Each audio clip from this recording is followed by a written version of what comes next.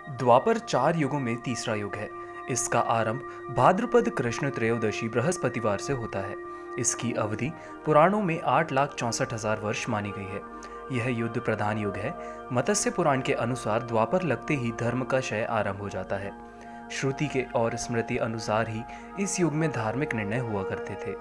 युगों में इसे वैश्य युग कहते हैं, जिसमें युद्धों की पूजा होती है, अर्थात अनेक युद्ध होते हैं।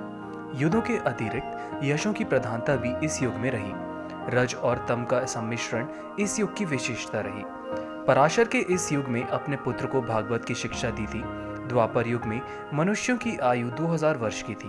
भगवान कृष्ण ने इसी युग में अवतार लिया था। द्वापर युग में भगवान श्री कृष्ण ने कंस के साथ ही अन्य कई दुष्टों का संहार किया और महाभारत के युद्ध में गीता का उपदेश दिया।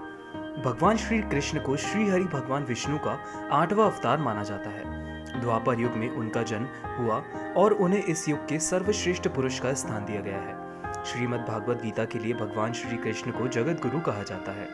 आइए जानते हैं आज के इस एपिसोड में नंद गोपाल से जुड़े कुछ रोचक तथ्यों के बारे में। भगवान श्री कृष्ण ने उज्जैन के संदीपनी आश्रम में कुछ माह ही अपनी शिक्षा पूरी कर ली थी। भगवान श्री कृष्ण ने डांडिया रास का आरंभ किया था। कलारी पट्टू का प्रथम आचार्य भगवान श्री कृष्ण को माना जाता है, जो बाद में मार्शल आर्ट के रूप में प्रसिद्ध हुई।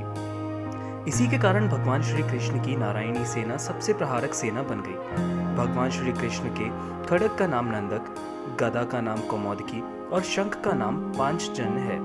भगवान श्री कृष्ण के धनुष का नाम शारंग व चक्र का नाम सुदर्शन है। पुराणों के अनुसार भगवान श्री कृष्ण की दूसरी माता का नाम रोहिणी था। रोहिणी के पुत्र बलराम हैं, जो कि शेषनाग के अवतार माने जाते हैं। भगवान श्री कृष्ण ने विश्व का प्रथम जीवाणु युद्ध किया। श्री राधा रानी बरसाना की रहने वाली थी और कान्हा से उम्र में बड़ी थी।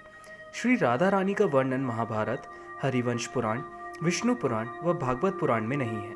उनका उल्लेख ब्रह्मवैवर्त पुराण, गीता गोविंद व जन श्रुतियों में रहा है।